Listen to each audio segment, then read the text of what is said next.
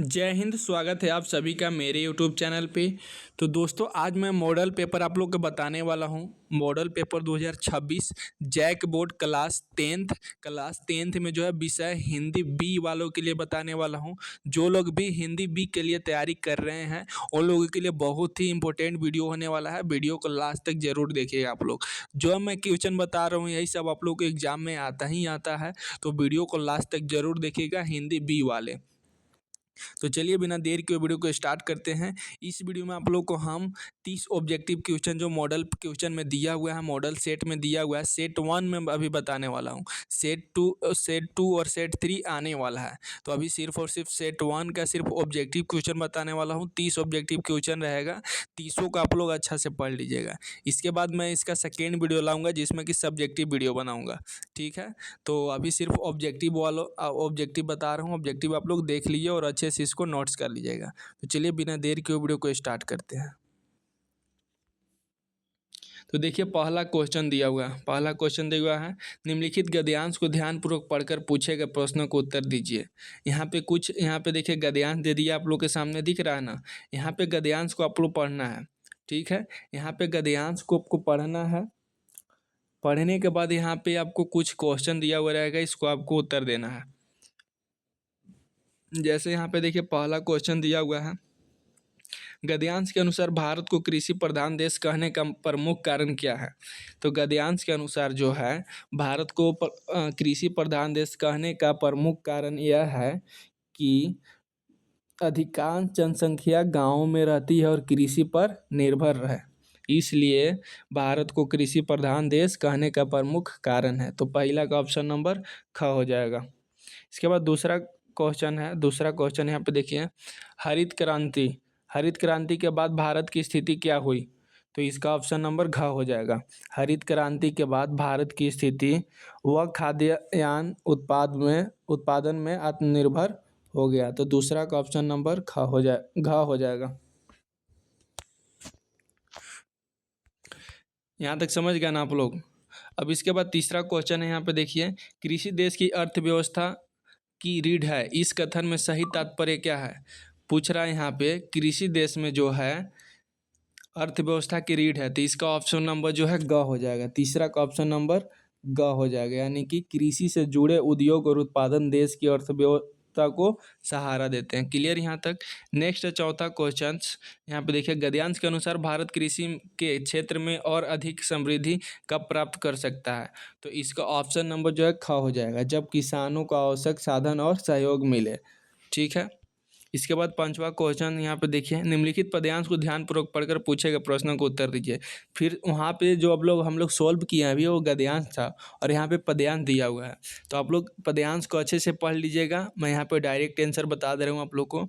तो पद्यांश को पढ़ने के बाद यहाँ पे क्वेश्चन में आइएगा। तो क्वेश्चन नंबर 5 देखिए, आगे आगे नाचती गाती बयार चली, इस पंक्ति से क्या अभिप्राय है। तो इसका ऑप्शन नंबर ख हो जाएगा।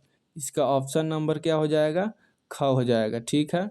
हवा जो है खुश मिजाज और जीवन थी, इसका यही मतलब हुआ। इसके बाद अगला क्वेश्चन नंबर 6, पद्यांश के अनुसार पेड़ झुक झाँकने लगे गर्दन उचकाए का अभिप्राय क्या है।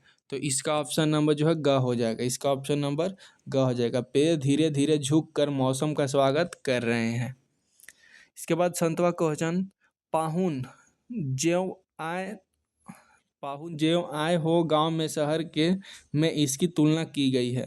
तो इसका ऑप्शन नंबर जो है क हो जाएगा, मेघ को शहर पाहुनों से।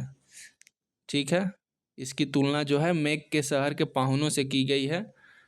इसके बाद अगला क्वेश्चन से देखिए, बरस बरस बाद सुधी लिन्ही में कौन सी भावना व्यक्त हुई है। तो इसका ऑप्शन नंबर ख हो जाएगा, उत्सुकता और प्रसन्नता की। तो इसका 8वां का ऑप्शन नंबर ख हो जाएगा। नेक्स्ट 9वां क्वेश्चन, निम्नलिखित में कौन सा अव्यय पद है। यहाँ पे देखिए 4 ऑप्शन दिया हुआ है, 4 ऑप्शन में से पूछ रहा है कौन जो है अव्यय पद है। तो इसका ऑप्शन नंबर ग हो जाएगा। इसका ऑप्शन नंबर ग हो जाएगा, परंतु जो है अव्यय पद है। ठीक है, यहाँ तक क्लियर। नेक्स्ट है देखिए क्वेश्चन नंबर 10, पृथ्वी का पर्यायवाची शब्द निम्न में से कौन नहीं है। यहाँ पे 4 ऑप्शन दे दिया गया है और पूछ रहा है पृथ्वी का पर्यायवाची शब्द इसमें से कौन नहीं है। तो वसुंधरा जो है, सॉरी, वसुधा जो है पृथ्वी का पर्यायवाची शब्द है। वसुंधरा भी जो है पर्यायवाची शब्द है। भूमि भी जो है पर्यायवाची शब्द है, यानी कि ऑप्शन नंबर घ जो है पर्यायवाची शब्द नहीं है। तो 10 का ऑप्शन नंबर घ हो जाएगा, नलिन। इसके बाद नेक्स्ट क्वेश्चन है क्वेश्चन नंबर 11, वाह शब्द किस प्रकार का वाह शब्द किस प्रकार का है। तो इसका ऑप्शन नंबर जो है ग हो जाएगा, विषयमादि बोधक। क्लियर यहाँ तक। नेक्स्ट क्वेश्चन है क्वेश्चन नंबर 12, प्रत्यय प्रत्येक शब्द में कौन संधि है। प्रत्येक शब्द में पूछ रहा है कौन सा संधि है, तो इसका ऑप्शन नंबर घ हो जाएगा। 12 का जो है ऑप्शन नंबर घ हो जाएगा, दीर्घ संधि। कौन सा संधि, दीर्घ संधि। क्लियर यहाँ तक। तो 12 का ऑप्शन नंबर घ हो जाएगा। नेक्स्ट क्वेश्चन है क्वेश्चन नंबर 13, हर्ष का विलोम शब्द क्या है। तो हर्ष का जो विलोम शब्द होता है दुख होता है, इसलिए इसका ऑप्शन नंबर ग हो जाएगा। क्लियर यहाँ तक। हर्ष का विलोम शब्द दुख होता है। नेक्स्ट क्वेश्चन है 14, लोहे के चने चुबाना। लोहे के चने चुबाना मुहावरे का अर्थ है। तो इसका ऑप्शन नंबर जो है घ हो जाएगा। इसका ऑप्शन नंबर क्या हो जाएगा, घ। बहुत कठिन कार्य करना या संघर्ष करना, इसका यही मतलब हुआ। क्लियर यहाँ तक। अगला प्रश्न है देखें यहाँ पे प्रश्न नंबर 15, गृहपाठ शब्द किस समास का उदाहरण है। तो गृहपाठ शब्द जो है आप लोग बताइए, इसका ऑप्शन नंबर क हो जाएगा। गृहपाठ जो शब्द है तत्पुरुष समास का उदाहरण है। अगला क्वेश्चन है क्वेश्चन नंबर 17, शिक्षक शब्द किस प्रत्यय से बना है। शिक्षक शब्द जो है आप लोग का वो इक शब्द से बना है। किससे बना है, इक शब्द से। क्लियर यहाँ तक। अगला क्वेश्चन देखिए यहाँ पे। नेक्स्ट देखिए आप लोग का कुछ पाठ्य पुस्तक से दिया हुआ है, निम्नलिखित गद्यांश को ध्यानपूर्वक पढ़कर सही विकल्प का चयन करें। यानी कि फिर से यहाँ पे गद्यांश दे दिया हुआ है, इसको आपको पढ़ के फिर से जो क्वेश्चन है उसको सॉल्व करना है। ठीक है, तो चलिए मैं बिना पढ़े आप लोग को सॉल्व कर दे रहा हूँ, क्योंकि पढ़ूंगा तो ज़्यादा टाइम लग जाएगा। तो यहाँ पे डायरेक्ट मैं आंसर बता दे रहा हूँ। तो यहाँ पे देखो क्वेश्चन बोला गया है, हेडमास्टर साहब के कमरे के दरवाजे पर हमेशा क्या लटका रहता था। पूछ रहा है हेडमास्टर साहब के कमरे के दरवाजे पर हमेशा क्या लटका रहता था। तो इसका ऑप्शन नंबर ग हो जाएगा, चिक चिक। समझ गया। नेक्स्ट है क्वेश्चन नंबर 18, प्रेयर प्रेयर मतलब प्रार्थना के समय मास्टर प्रीतम चंद पीटी क्या देखते थे। तो इसका ऑप्शन नंबर जो है घ हो जाएगा, लड़कों की कतारों में खड़े होने की स्थिति देखते थे। ठीक है, तो इसका ऑप्शन नंबर क्या हो जाएगा, घ।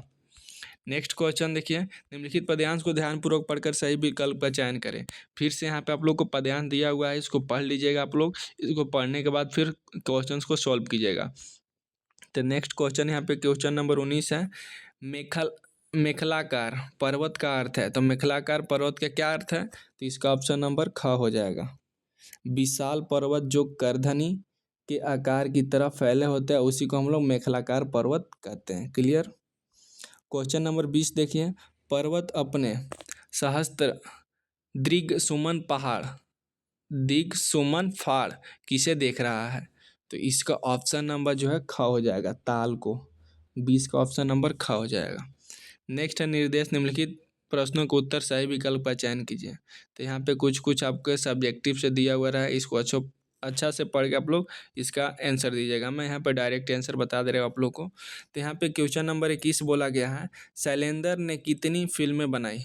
जो शैलेंद्र था वो कितने फिल्म बनाए थे। तो इसका ऑप्शन नंबर ग हो जाएगा, 3 फिल्म बनाए थे। क्लियर।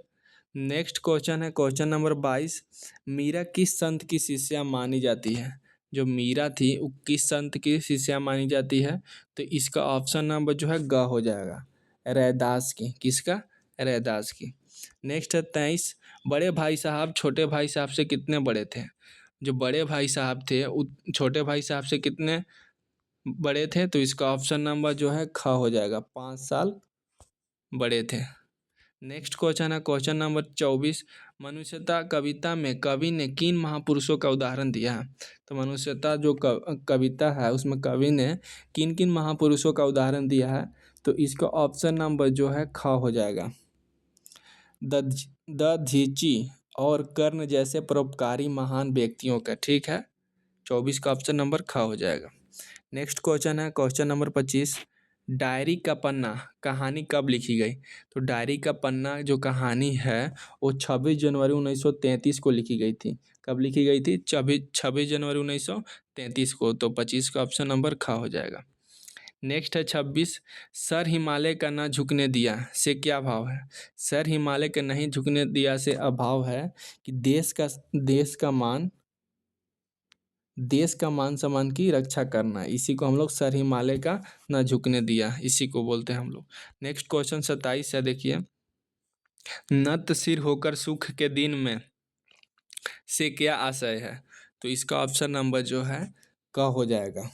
सुख के दिनों में उसके मन में विनय का भाव बना रहे हैं, इसी को हम लोग नत सिर होकर सुख के दिन में बोलते हैं। नेक्स्ट है 28 क्वेश्चन नंबर। पतझड़ में टूटी पत्तियां पाठ के लेखक कौन है? पतझड़ में टूटी पत्तियां पाठ के लेखक जो हैं वो काका कालेलकर है। तो 28 का ऑप्शन नंबर क हो जाएगा। ठीक है यहाँ तक। नेक्स्ट क्वेश्चन है 29। शेख अयाज किस भाषा में कविता की रचना करते थे? तो शेख अयाज जो थे वो जो है, बताइए आप लोग, सिंधी भाषा में। कौन सा भाषा में? सिंधी भाषा में कविता की रचना करते थे। नेक्स्ट एंड लास्ट क्वेश्चन है ऑब्जेक्टिव इस मतलब हिंदी बी का। तो देखिए 30 क्वेश्चन क्या बोला है। एक मिनट थोड़ा। ऐसी उड़ती हुई धूल से प्रतीत होता है जैसे एक पूरा काफिला चला आ रहा है, यह कथन किसका है?